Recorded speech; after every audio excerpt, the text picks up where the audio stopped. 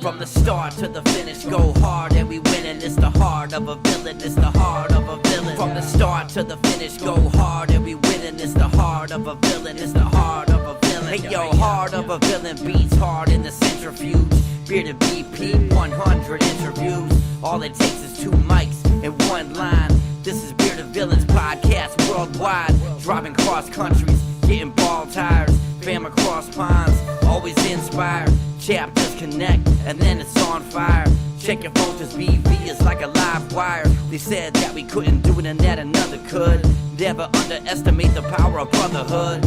Every bro, every chapter, every caption. Heart of a villain, bro. Lights, camera, action. Action, action, action. Let's go. From the start to the finish, go hard and we winning. It's the heart of a villain. Oh, everybody. Hello, and welcome to another Friday? No? Thursday? No? Saturday night edition of The Heart of a Villain. What? What are we doing here? What are we doing here on a Saturday night, much less Saturday night at what, 10 p.m. Central, 11 p.m. Eastern, and I'm not sure what it is out on the West Coast, 8 maybe? This is weird. Feels weird. It's past my bedtime. It's past my bedtime, but hey, you are here with me. This is The Heart of a Villain, the podcast and live stream devoted to the Bearded Villains Worldwide Brotherhood and the lives they are changing all over the world. Hey, guys, this is episode 188. 188. Every week it seems like I have to pause for just a second to realize how many episodes we have in the can already. And man, it's just fun. This is just fun. This week is going to be another one of those different and fun episodes, and these are the ones that I love. I mean, obviously, I love to talk to our brothers from around the world. I love to hear about what's going on, but this week is a little different because I have with us my interview guest this week is the author of a book that has just come out. I got my copy this week. And well worth the purchase. We're going to talk to Megan about this book.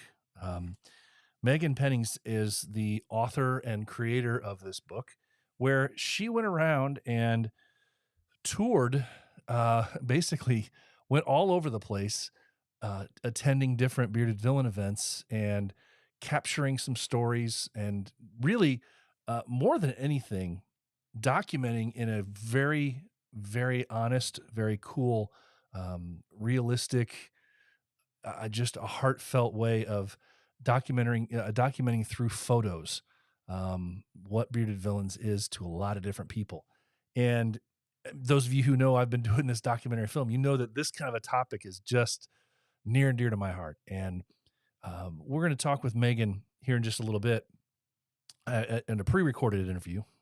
I have to say that. A pre-recorded interview I did with her earlier today, but it's just I can't say enough about the photos and the way that she put this thing together. There's just something about the depth. There's something about the quality and the personality that comes through in some of these photos, especially. But I encourage all of you guys to go out and get a copy of this thing. I will be putting the links on my all my platforms and different things, and just sending you to her Instagram, her photography Instagram account, because there's direct links on there where you can pick up one of those books. So we're going to talk about that. We're going to have a great interview with her about her history, her past, what's brought her to what she did with this book, and maybe kind of what she hopes for the future with it too. Kind of cool stuff. Let's see. Moving on. I have some chapter news. I'm going to try and do a little bit of a calendar of events type thing, a little differently than we've done in the past. Just kind of hoping that maybe we can do this in the future, just like this, where I bring up stuff on the screen and talk rather than a scrolling list of things that are out there in the ether of events that we have to do. So we'll be doing that. There was really only one chapter that reached out and gave me some chapter merch ideas this week. So other than, something that our chapter released, but it's nothing. It wasn't a super, super huge thing. I didn't even get a picture of it on here. Our chapter just released what we have deemed our official cancer awareness shirt that we're going to wear going forward for whatever events cancer related that we have coming up, where we're going to do walks and different things. Yeah, I want to take a second here because I have to give shout outs to the people that I see live anytime, especially tonight, because those here in the comment section with us live, we are on an odd night and at an odd time.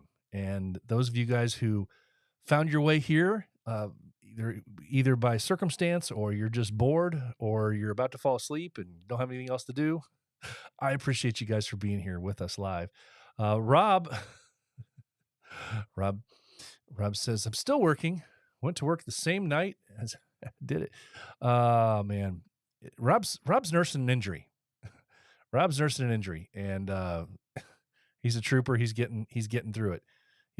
But hey, he's still tuning in here at golly gee whiz. What is it? 4:00 in the morning over there now? I've lost track. I didn't do the math backwards.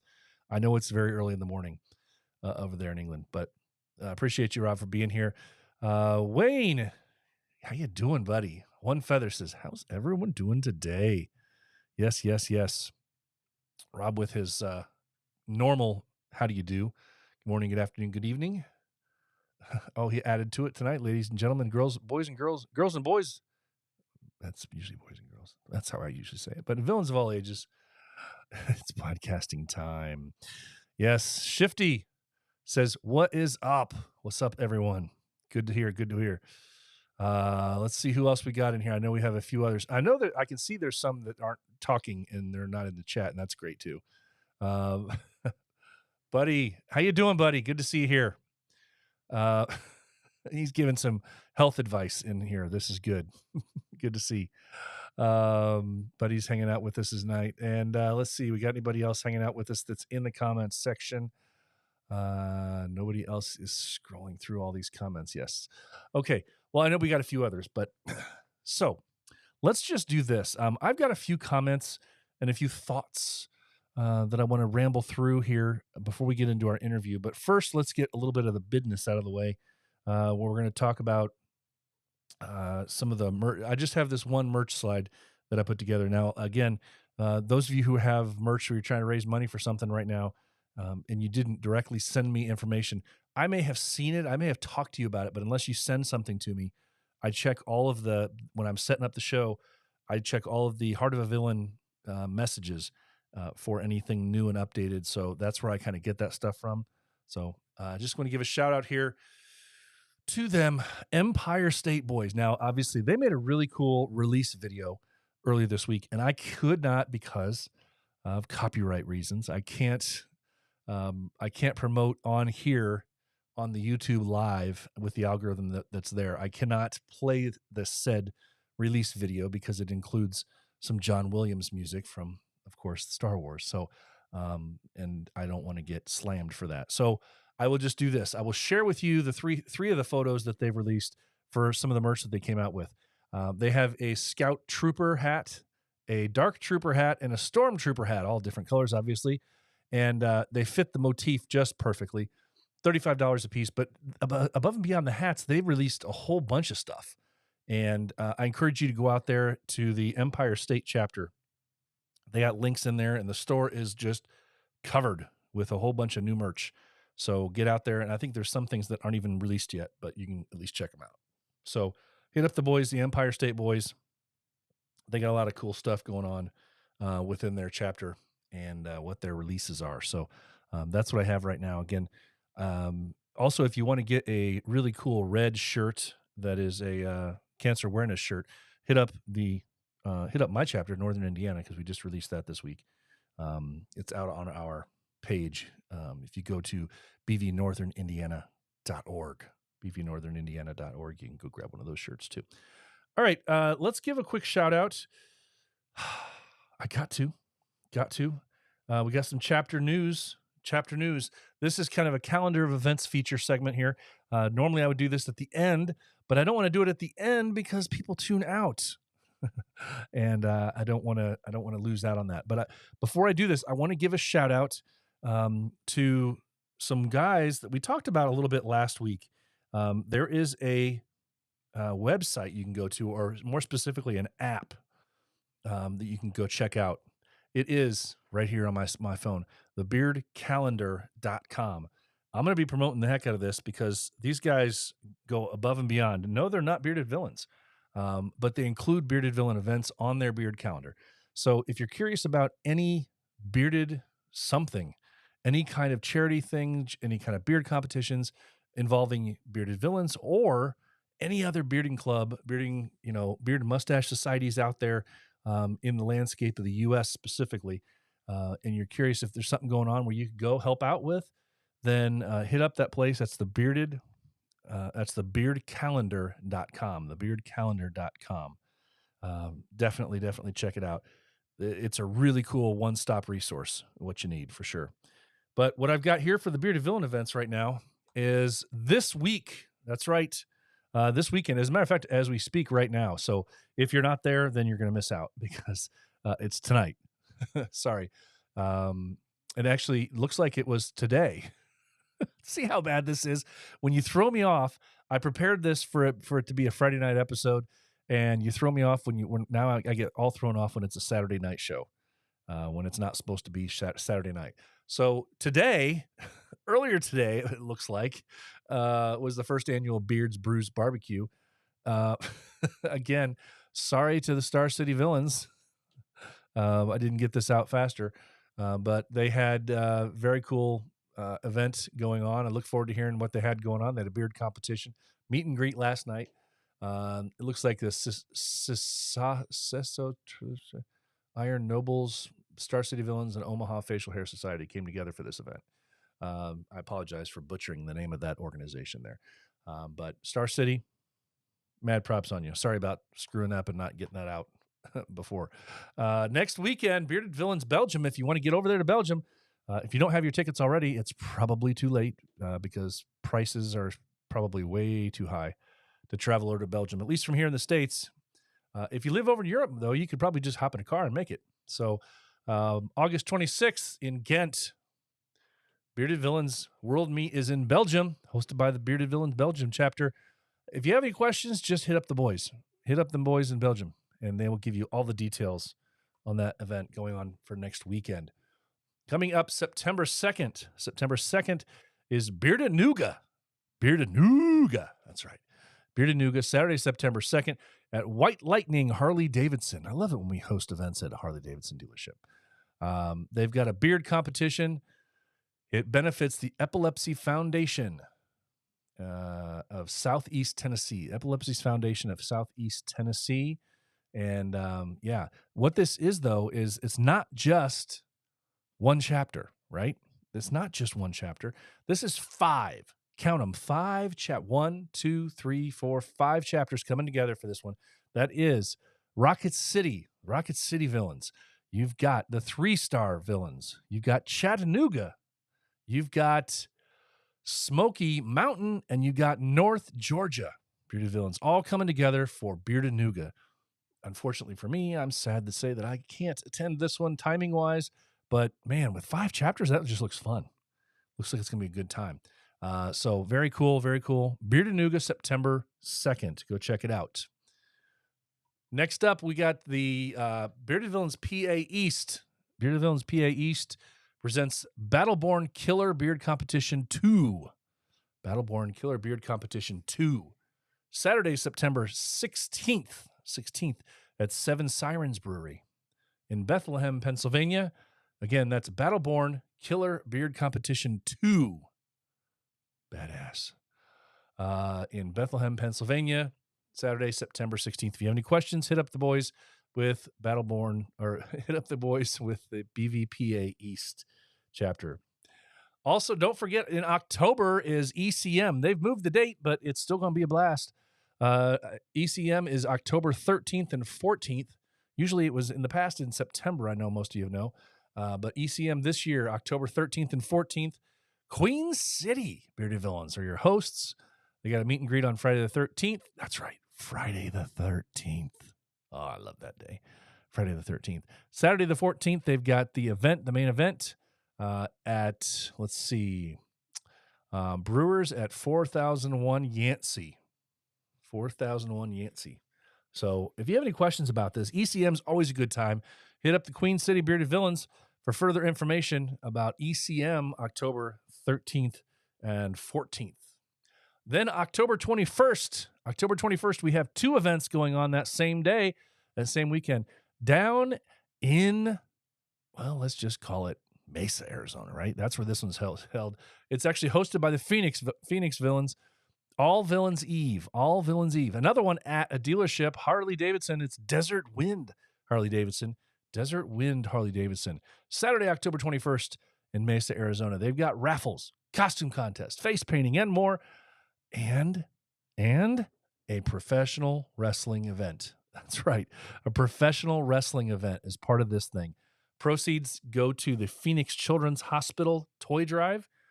Man, looks like a fun event. I know they had a great time last year, and it's wrestling, yo. I say it last year, same thing. It's wrestling. All Villains Eve, October 21st. If you get near anywhere near Mesa, Arizona, hit up the boys for that thing there. And then closer to home for me, for sure, October 21st, the return of Ezra Crow.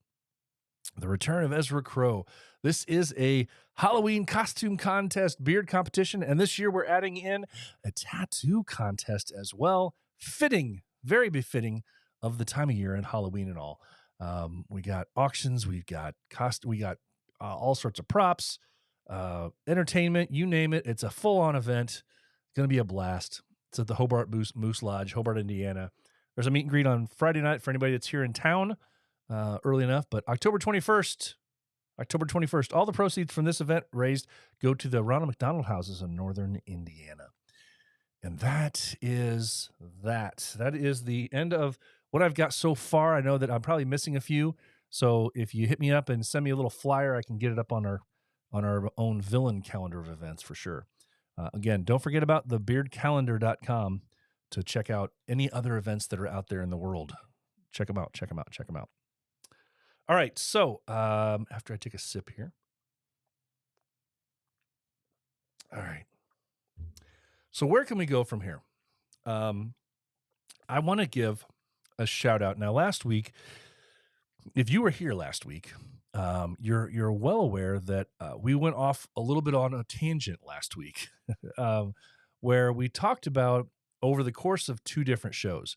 When I was on a different gentleman's show, Ray Norcross, Bearding Without Borders, and then we continued the conversation after the hour long with his show, and we continued it for almost 2 hours on our show here. But talking about bearding clubs, and facial hair clubs, including us, Bearded Villains, recognizing and coming together and respecting everybody that's in the community and trying to support everybody else that's in this community. Because it doesn't matter which club you are for. Most of them, I think all of them, I've not come across any that aren't kind of charity focused and they want to do better for other people. And so I think it's really important when you get the chance not to just push it aside and go, well, that's not a BV event. That's not a Bearded Villain event. When you get a chance, go out of your comfort zone a little bit and go visit some of these other clubs that might be near you. These are facial hair clubs that are in your area that could partner with you. These are other chances. Now, one of the things that was pointed out when I was on Ray's show, one of the people that commented in the show made the comment, and it kind of, I mean, I was quick to answer it, but he made a comment that, or whoever it was that made the comment, that Bearded Villains need to open up and allow for people with mustaches and partial beards and things like that. Well, as I quickly said, that wouldn't work and it won't never change, because Bearded Villains, in the name alone, insinuates bearded. It has to be a beard. It's not a goatee. It's not a partial beard. It's a beard. So that part of it will never change. So unfortunately, the people that specialize in having a goatee or chops or just a mustache, they're not eligible to join in with BV. You can still support BV, but you can't be in BV in those circumstances. But that doesn't make these people any less awesome.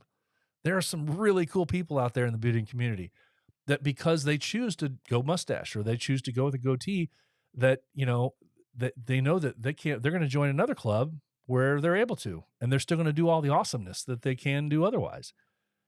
And so we need to recognize that, yes, we are a tight-knit brotherhood. The Bearded Villains are a tight-knit brotherhood. But we also need to recognize the value in the connections with the other people in these other clubs. And I know there's chapters out there that do an excellent job of this. There's chapters out there, there's brothers out there that support other clubs all the time and do a great job doing so. And I have absolute respect for that. But this is something that a lot of our guys really need to, I think, really need to do better in. A majority of our guys just need to do better with this. If you've got a club, if you've got another facial hair club that's doing something and they're only an hour or two away from you, if you're not busy on that weekend, why couldn't you go help them out? Just go support their event. Who's to say? Unfortunately, there is a stigma that bearded villains are all about bearded villains, and that's it. And we don't care about the others. And I know as far as me and many others, it couldn't be further from the truth, but unfortunately, there is that stigma out there. And so anything we can do to try to dissuade that and show people that that's not the case, I would love to have it. I would love to see it. So last weekend, myself and a couple of other brothers from my chapter, we drove 3 hours south, down to Columbus, Indiana, and went to an event that Beard Mob Indiana put on. And it was a really fun event. It wasn't the largest event in the world by any means, but that's great. Some of my favorite events that I've gone to are the smaller ones because you actually get to sit and talk to people. You get to have those one-on-one conversations, the meaningful kind of conversations, not the ones that it's just, hey, how you doing? The important ones. And I had a ton of those conversations with guys that, there were only 5 people that were at this event that were part of Bearded Villains. The 3 of us and 2 other guys, 2 of our other brothers from Ohio. And one of them was a judge. So I didn't spend the majority of my night talking to all the Bearded Villains. I spent the majority of my night getting around and talking to the guys from all these other clubs. I wanted to hear what drives them, what makes them tick, why they're doing what they're doing. What are their hopes for their club? What, are there possible, ventures down the road where we can partner with them or help them out? That's the kind of relationships we need to strive for.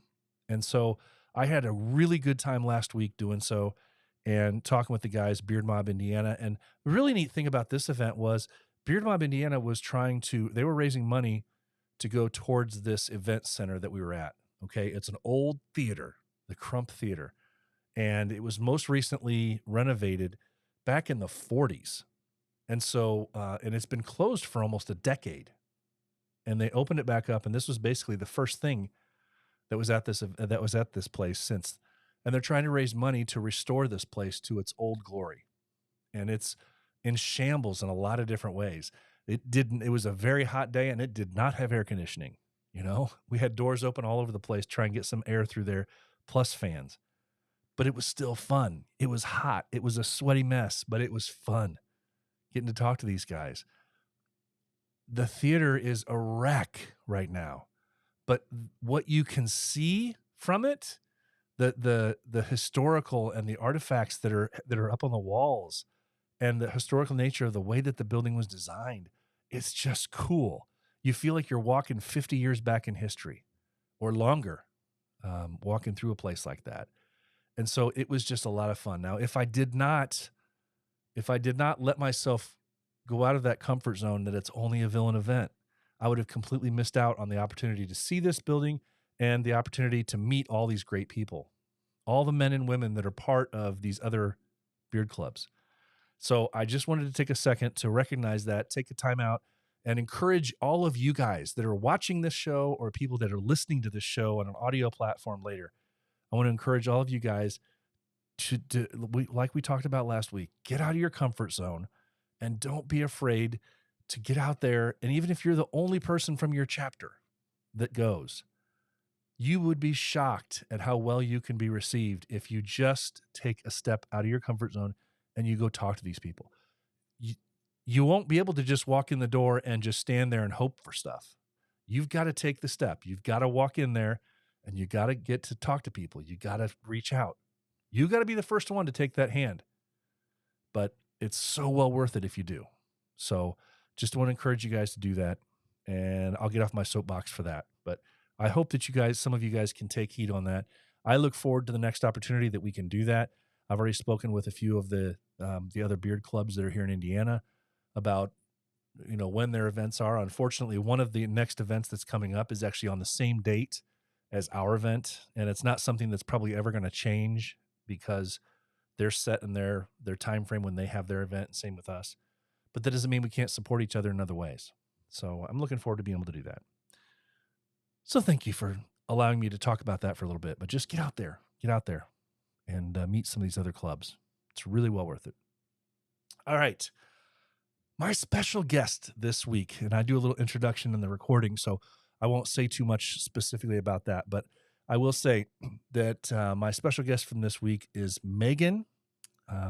Megan Pennings is the author of an awesome book that just came out this past week and about a week and a half ago. And you can go out there and purchase it yourself.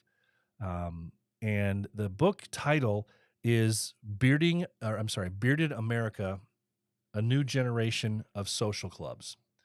And all of the photography is all from her over the last several years, going to different events, different one-off events, some of them very personal events that were not an advertised BV event, some very personal stories that she's photographed. Just a really cool story, that what she's done, what she's captured in here. So I hope you enjoy this interview I had with Megan, and it was just a lot of fun talking to her and hearing her story and hearing her what drives her. So here's my interview with Megan. I have a very special guest this week. Most of the time I'm talking about villains. Specifically, we have villains coming on here to talk about stuff. And last week we were talking with a non-villain brother in the bearded community about how we're going to bring people in the bearded community together. Well, this week I have a very special guest because it's not a villain. It's not a bearded brother at all. It's a very special person who has done an amazing job with a brand new book that's come out. I have my copy in hand, but I wanted to hear from her. Why? What did this? What made her want to do this amazing book? So please help me welcome to the show, Megan Pennings. How you doing, Megan? I'm good. How are you? I'm fantastic. I know you're not used to doing these kind of things, these kind of No. interviews, but hey, when you put a book out like this, all I can say is don't be surprised if you get more. So I wouldn't be surprised at all, for sure. Cool. Oh, this is going to be fun. This is gonna be fun. This is going to be great. Okay, so everybody can see over her shoulder and also here in my hands, the book I'm talking about is called Bearded America, A New Generation of Social Clubs. And this thing is beautiful. I'm telling you, it looks like it belongs at Barnes & Noble. And you did an outstanding job, and we'll get into some of the details about that. But I just had to say, first off, it's really, really, really well done. So something for sure to be very proud of. I guess the first thing I'd like to ask you is just to kind of give our audience a little bit of background on you and your history, your education, and what brought you to this project. Oh, okay. So I know it's extensive. I know it's a lot. It's all right. Well, photography has always been an interest of mine since I was in high school. I started learning about photography through film, and then I just kind of put it away because life happens, and I was told I'm never going to really do anything with photography because they don't really pay well because it's a lot of supporting yourself and things like that. So long story, had to live my life and earn money some other ways. So I kind of put that aside, and then probably about almost 10 years ago, I picked it back up, and it was more digital now because that's where we're at. And so I had to get familiar with the digital camera, and I pretty much started to show myself how to do things. But I really wanted to go back to school to kind of learn a little bit more. So I took an intro class at a community college. And then I was like, I think I really want to learn more about this. So then I decided to pursue my second master's because I already had completed another master's program. So I was like, let me do my second master's so that I can go on and get into education because my background is working in community colleges, and I'm an adjunct faculty professor at multiple community colleges here in California. So I was like, I want to start teaching with that and merge my two master's degrees. So I was like, let me do photography. And I got into a program. It's a school in San Francisco, so it's fully online.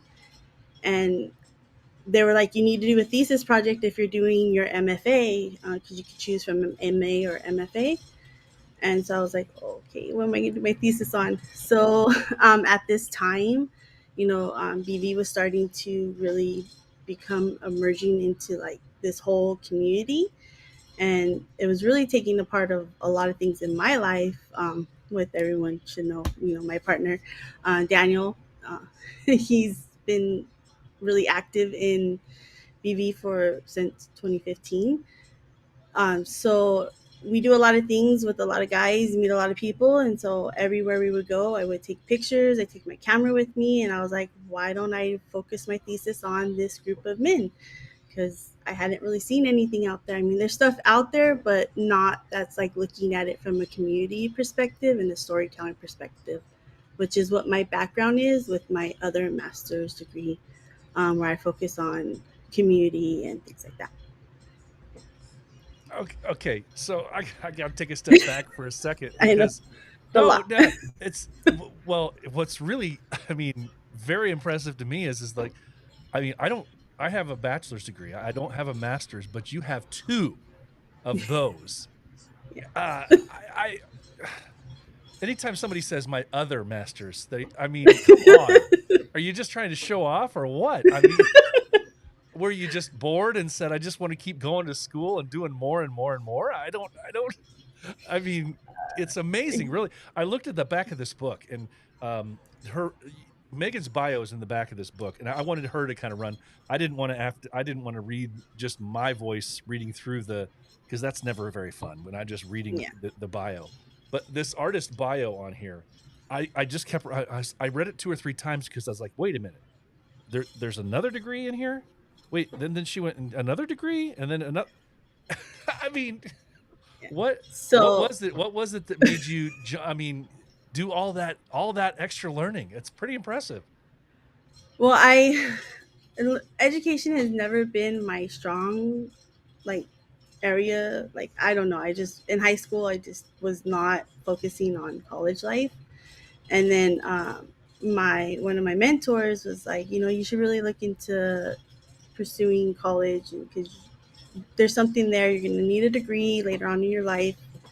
So I started off with community college, like a lot of people here in California, and I transferred over to Cal State Los Angeles, Cal State University of Los Angeles, and did my bachelor's program. But when I was there, I started off as a sociology major, and I really started to fall in love with my second major, which is Chicano Studies or Mexican American Studies, and the whole idea of identity and culture and community.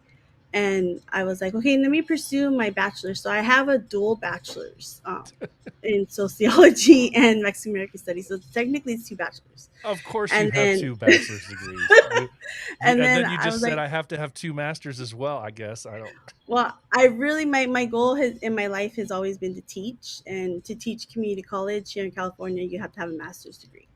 So that's what I wanted to do. I didn't want to teach K through 12 because I didn't want to do teaching credential because that's what you need here. But I was like, no, I want to do community college because they're older. The students know what they're pursuing a little bit more. They're more interested, and they're taking the classes because they really want to take those classes. And because I teach, and now I teach. I teach ethnic studies classes at like multiple community colleges here in California. Um, but that was always been my goal, and that was what led me to my first master's in Mexican American Studies. And then just life happened, and I was like really getting into photography, and I've done a lot of work with a lot of artist collectives here in LA. I've done work with a group called Mujeres de Maíz, which is Women of the Corn.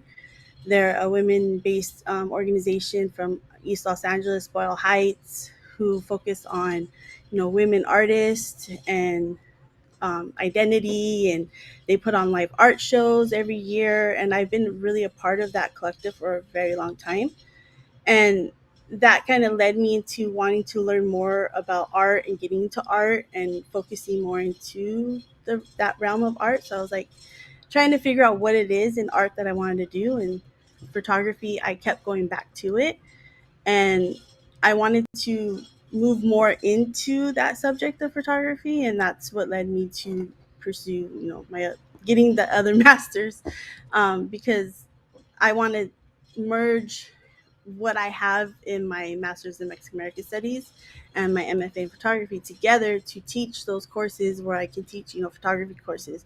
I could teach art classes, Chicano art, focusing on things within Los Angeles and Los Angeles County area and California, and the whole history that we have within the movements and the art movement, especially within, Southern California area. Yeah. I think it's really cool. It's very impressive. It boggles my mind because it took me everything I had just to get my one bachelor's degree. And yeah, I don't know. So I mean, mad props to you for doing that. But it's led you down this really cool path now because you have so many different avenues that you can do things in that are very interesting to you. And I just want, I mean, the one other thing that I love is the fact that you started out your photography journey early on when it wasn't digital, and then you Mhm. came back to it when it was. Just out of curiosity, and this we'll get into the book in just a second, but I love, as you know, I mean, with my documentary I'm doing, and I have a really fond love for all things photography and video and filming and filmmaking, and I can only imagine that kind of learning curve that was for you to be like, I've already learned a lot of the basics that you had to learn with film photography, which really probably came in handy for you when you flipped over to the digital side, because a lot of people that just learn from the digital side from the get-go, they don't have to learn a lot of things. They don't have to learn the exposure, I mean, all that stuff that you have to learn when you're on film, because there's no takesies backsies. you know Yeah. when you're with film, what was that like for you at that transition? So I haven't actually used film photography. Well, I do film photography every now and then. I do have a film camera, but I hadn't really used it since leaving high school Right. because I didn't own a camera after that. And I mean, a lot of the film that we would use would be those disposable ones that pretty Oh, much has everything set up for you. okay. Um, but then when I got back into it, and it was such a long time that there was a lot of things that I didn't remember. So then as I was learning, I was like, oh yeah, I remember this. Okay, I remember that the lighting like this, and then the exposure, and then the depth of field. But then I was like, it's so much more easier It with the is. digital because a lot of things can you can set it up a little bit better. Um, but it does help me when I want to do my film photography. When I use my film camera, to I use my digital to help me with the lighting and the practicing, so then I can set it up on my film, because there's a lot of things that there's so much things that come to photography that I don't memorize it right away. I Sure. have a lot of notes in my phone, so it's just kind of using those two to kind of bounce each other off. I wish I could do more film for photography, but I don't have a dark room, and it's Well, really expensive. it is So very because expensive.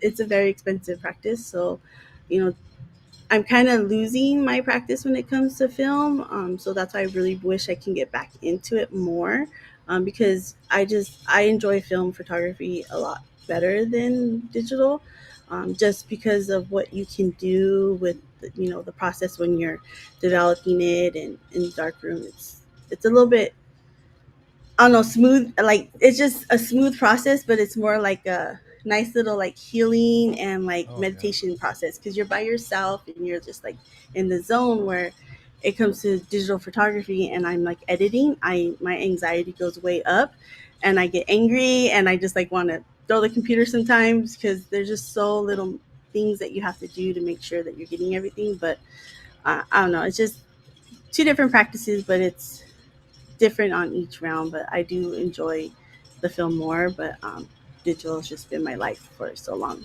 Well, I mean, it's practical. It's what's here now. But it is kind of funny though that a lot of people that did learn with the film had to almost relearn what they did to get to the technology side of the digital. But then the digital actually really, because there's so many settings and so many things that happen in the digital world, that it almost teaches people to appreciate the other side of it too, and realize that the camera's doing so much for you here. But they learn the numbers. You learn. That's one Hmm. of the things that's helped me out, is that, I mean, I still have an old film camera too, and it's like I never realized the correlation between this until I started doing the digital stuff. And I'm like, Yeah. oh, that can really flip back and help you out the other way too. But yeah, the darkroom thing's a beautiful thing. It's an ancient art form, I think, at this point, but expensive, but very cool for sure. Yeah. Well, let me ask you this. What is it about bearded villains? Let's get back into your book here.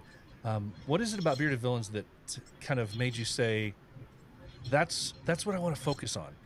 What was it about the bearded men, the social club aspect of it, that said, you know, this would be a really cool book?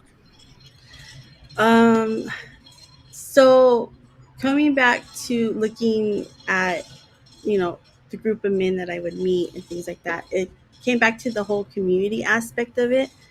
Uh, Even though it's not really seen, because I mean, you see it somewhat on Instagram and stuff like that, but in person, it's this whole other piece to it. You have men that have never met before, but when they see each other, it's like they've known each other for a lifetime. And just seeing that community part of it and that closeness and that brotherhood was something that really interested me, especially coming from, you know, my background of looking at um, history and archives and, you know, historical movements and stuff like that. And just how this can be a piece in history, especially within social media. And just to kind of go off of my master's that I got in my Mexican American Studies, my thesis project for that program was focused on social media. So I've always had this interest in social media and how social media is used as like this healing and educational tool, and how it's kind of redefined, you know, society and things like that.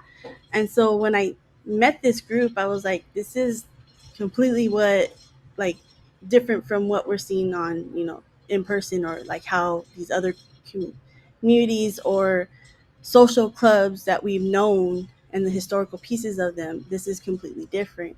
And so I was just like, I want to document this, I want to take these pictures, I want to showcase this, and I want to really be able to dive into these stories.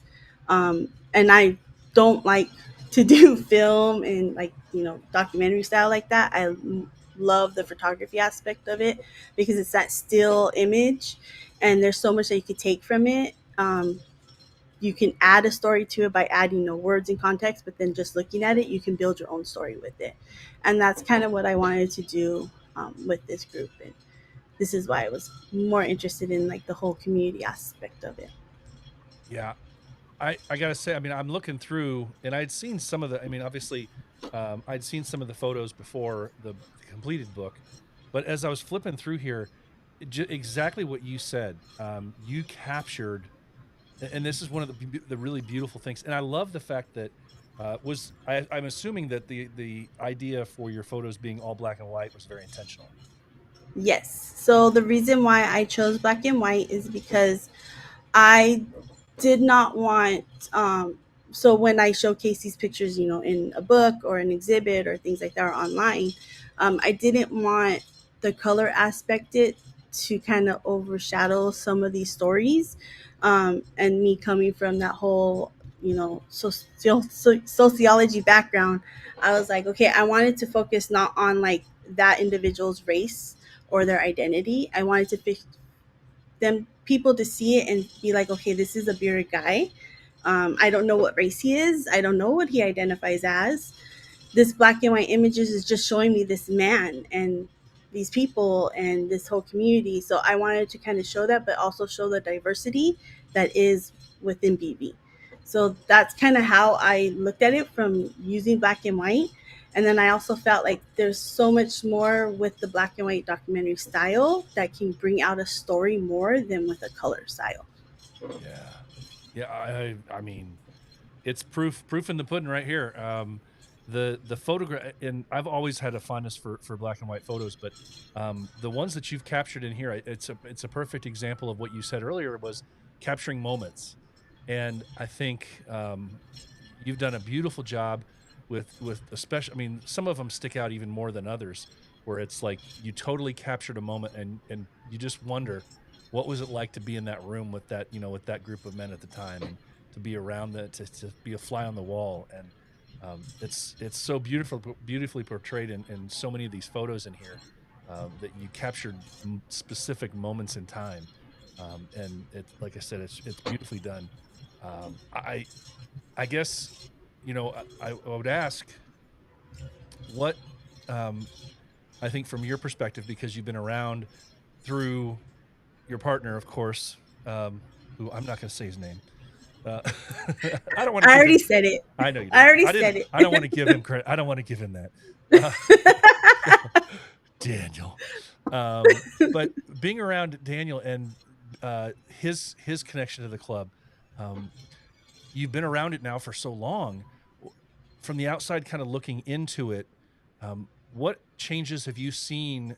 I'm sure that there are many that you've seen changes in, these men's lives, either on the inside of on their lives or the lives that they've touched through this club, which Yeah, you've been able to photograph.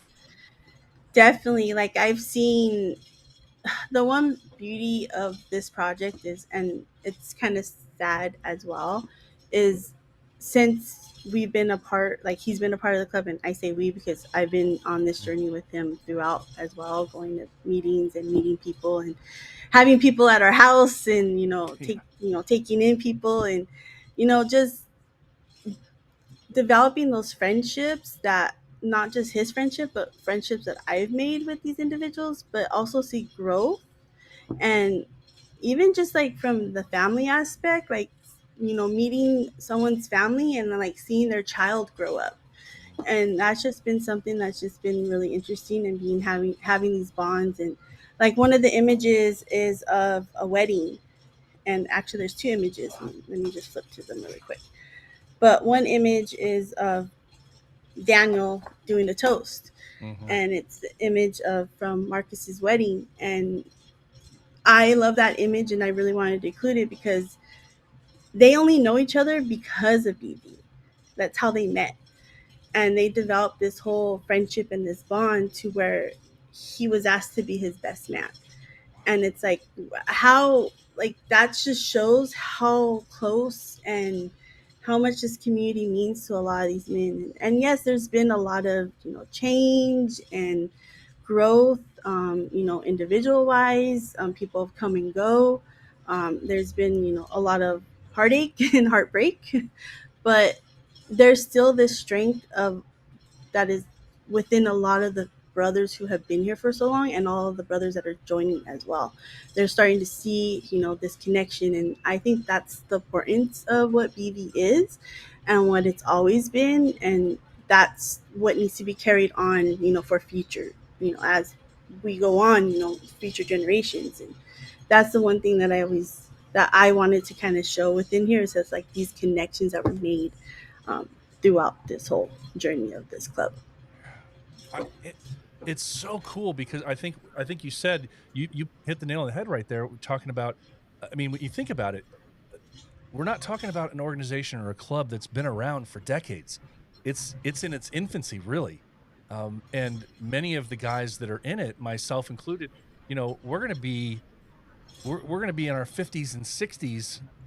Some already are, in from certain chapters around the world, and we're going to be long gone when this thing hits 15, 20 years. Who knows? I mean, it's a sad but strange feeling to think of, what the history's gonna, what history's gonna tell the story about all these guys that started things out. And um, the the bios, the ways, the stories that you've been able to capture in here, I think are so well done that you hear guys explain why they've chosen to be a part of BV and what it's done in their life, and these are things that I think um, this is like an archival history of what BV has already been so far, and I think it's something that guys can read, and you can very easily take this to somebody that says, "What's BV all about?" And you could hand this to them, and you could explain it. You know, read this, and tell me if that's not something you want to be a part of.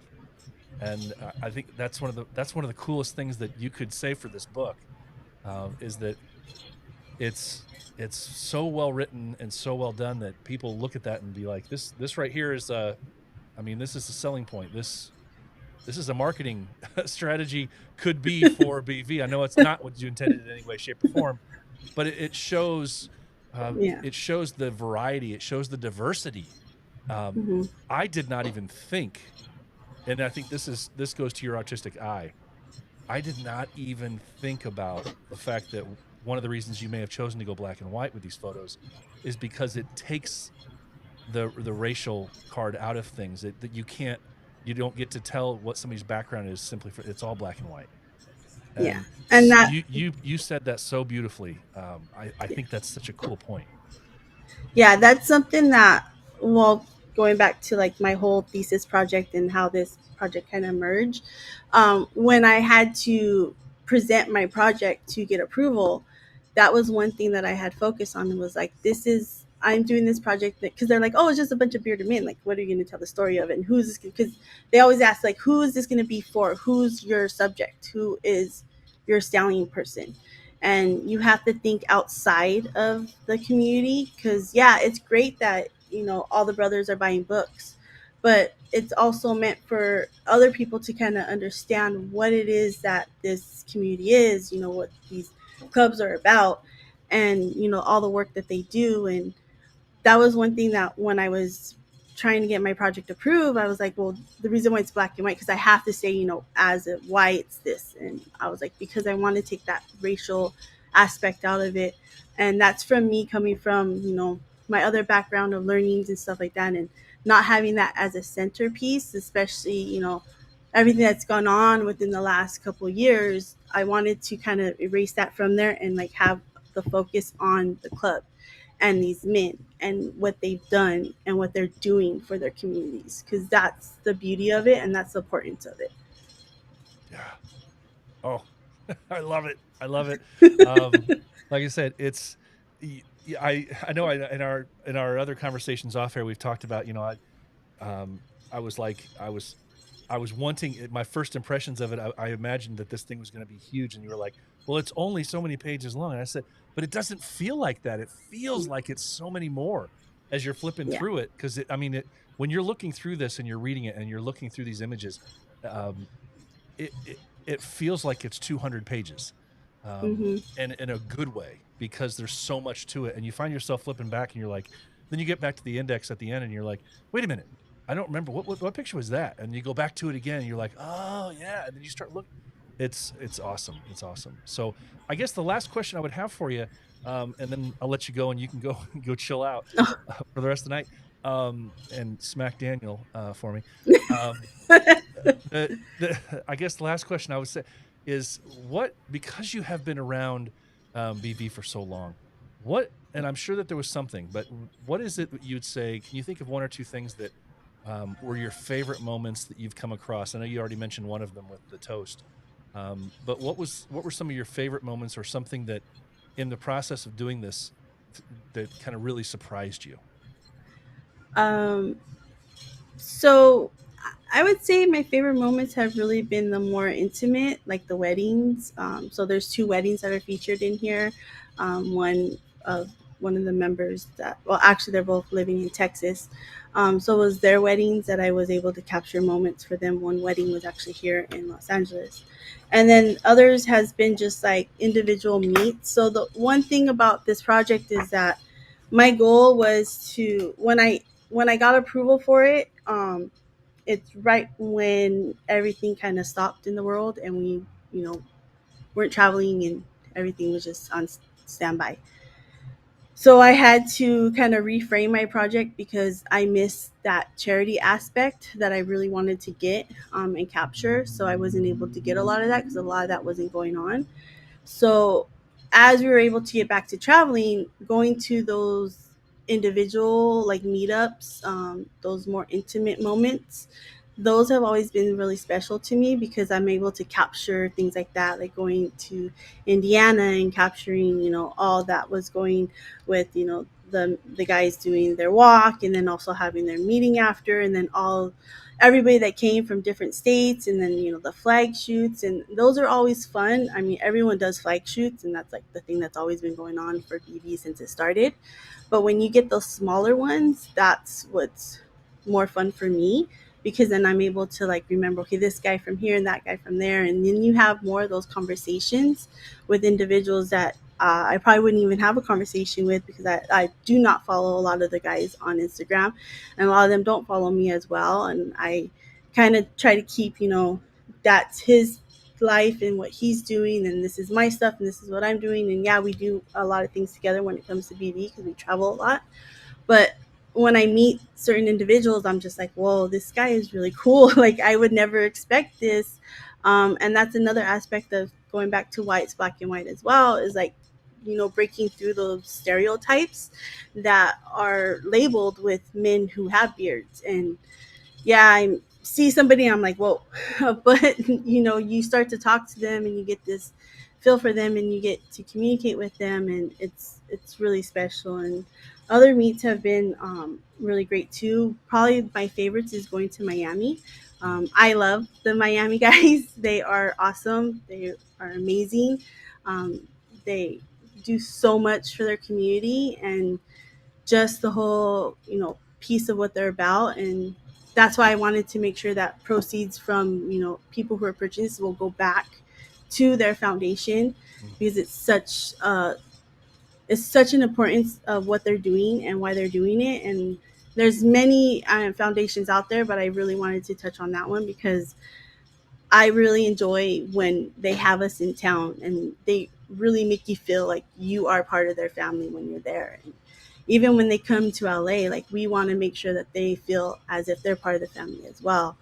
And it's those pieces that have always been really special, and that's why I like to really capture those moments, and being able to get those little small pieces and things like that. And another one is, since we're not too far from Phoenix, being able to go to Phoenix and capture a lot of their events and stuff like that, and really tell their stories. So those have kind of been like the major points um, of what I have been really interested in, and what memories I have. And that's what you can see in this book, is a lot of those pieces of that.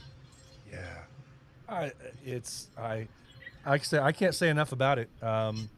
And just I was very excited and happy that you guys when you were traveling through were the first people to ever come live in studio here with me. I'd never had that before, so it was very cool. And to this day, aside from guys from my own chapter, nobody has.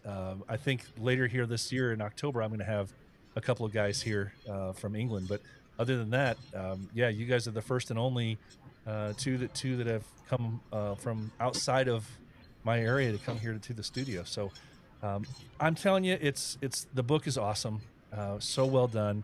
I love the fact that that there was so much intentional thought going into it, and I think the things that you wanted to capture with it, you did amazing with. And I love the fact that um, not only is it a great book for the villains, for the all the brothers to read, but it's a really good book for anybody outside of BV to see and to get kind of a glimpse into the brotherhood. uh, wow, it's just awesome. And I love the Thank you. intentionality, like I said, about it. And anybody that is interested in it, I'm going to have the links. We'll be sharing the links on it. Is there going to be a cutoff when the sales are done, or is it just as long as we're selling books, we're going to sell books? As long as we're going, we're gonna go. My goal is to sell as many as we can. But I do want to start another project where I do a second piece, so book two, because Ooh. I do have a lot of images that didn't make this book. that I would like to showcase out there as well. And as we're moving on and getting to go to more events, I want to be able to showcase those events too. So I'm not just stopping at this book. I want to make sure that I, get others out there, get more books out there, tell more stories. And then eventually, maybe 1 year, I can have this really huge exhibit where I showcase that and other work that has been by BV guys. And, maybe that's something we could do with your documentary. And like, that's like my goal is to do something like that. And that's me coming from that more like artistic, like wanting to exhibit things and stuff like that background and curating and stuff. Hey, you're talking my language there when you're talking about curating things for the future and Mhm. telling people stories. So, um, Megan, this was awesome. Again, the title is "Bearded America: A New Generation of Social Clubs." And do you know exactly where to tell people to go without having the whole link code, or I'll obviously Um, have a link set up that I can send it to s- everybody. so it's easy if you go to my Instagram page and hit my bio, my profile for my website. Perfect. I have a whole piece on there of the book. The images from the book are on there as well. The everything that's in written on the book is in there, and there's links like you can just click on it and pay for it. And there's 3 different versions. There's the hard copy, the soft copy, and I also did a PDF version because that's me coming from academic background. If this wants to be something that's taught in a Sure. classroom setting, they have that PDF access to that. So Okay. Well, I will say I know there's a PDF and I know there's a soft. I went for the hard copy. the I hard will. copies to go. I will say for anybody that is interested in looking at this, it is pricey, but it's worth it. I didn't, I the first night it was available, I put the money out and I said, I'm going to get this thing. Absolutely, hardcover is the way to go because I've had other collective hardcovers before that, it's the kind of a keepsake book that Mhm. you want to have. And when I got it in, there wasn't a second that I said it wasn't worth the money. So you will not regret it if you spend the money because it's something that you'll have. It's not something that's going to just disintegrate underneath a couch or something like that over the years. So well worth it. And like I said, I'll have the links on there to go directly to your site so that we can we got to get I want to see this thing sell like crazy. But Yes, and I'm also looking into on my own purchasing a large amount of copies so that when we do travel, I have them with me and I can easily do pay for that and you know figure something like that out. that's So an undertaking. I mean, I don't yeah, even want to think I don't even want to think of the dollar signs for that for you. But hey, yeah, it's awesome, and the fact that there's the proceeds of it you're saying are going to Villain's Wish, I think is yes, what it's called yes. over in down in Miami. So awesome stuff. But Megan, thanks so much for taking some time with me, and I can't wait to see where this takes you into the future, and especially with other things that you're going to do with it. I just look forward to seeing you at other events, taking pictures, and I've been to events when you've been there taking pictures, and it's from my artistic side myself. I look at it and I'm like, I wonder what that image just caught. I wonder what that. It's fun for me to see it from that side and be like, Mm, oh, that was a cool image. I guarantee that was a neat image she just grabbed. So I'm excited to see where things go. And congratulations again on an amazing book. And thank you for having me. Thank you for taking time to speak about the book and oh, bringing me on and things like that. it's I'm honored to. I'm honored to, and I'm really excited we were able to do this. So look forward to talking to you in the future, and good luck. Thank you. All right, take care. Thanks. Bye. All right. So, guys, that was Megan, and again, the book, um, Bearded America. There we go. Get it over the letters here. Bearded America, a new generation of social clubs. Again, the hardcover. I love it. Um, Definitely a good keepsake book. You don't too many books these days. You get this, you get the soft cover, you get the soft back, and it's you forget about it.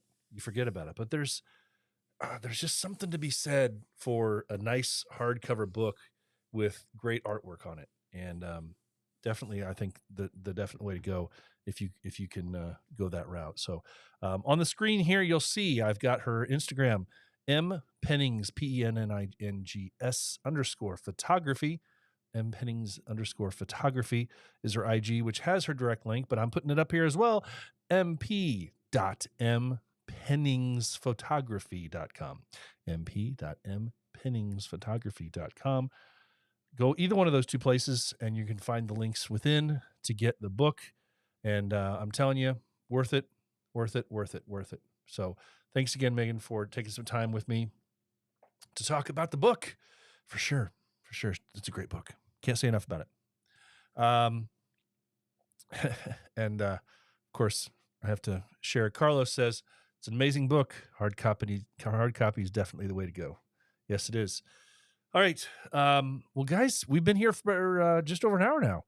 And so episode 188, I think successfully, right? Successfully in the can, huh? What do you think? Guys, thank you so much for being here if you're here live. And if you're listening on a regular podcast platform, thank you so much for taking some time out to enjoy this episode, hopefully. I appreciate every one of you guys. 188 episodes in. We're about to the 190s. Just about there. Well, guys, that's going to wrap up episode 188. I want to challenge you guys all to be the villain that the world needs you to be, because the heart of a villain never stops beating. Most important words I say every single week, guys. Remember them well. It's okay not to be okay. If you are hurting, please find a brother to talk to. Remember, it's okay not to be okay. But guys, that's going to do it. Have a great rest of this weekend. I'll see you back here next week for episode 189. Until then, take care. Stay safe. From the start to the finish, go hard and we winning. It's the heart of a villain. It's the heart of a villain. From the start to the finish, go hard.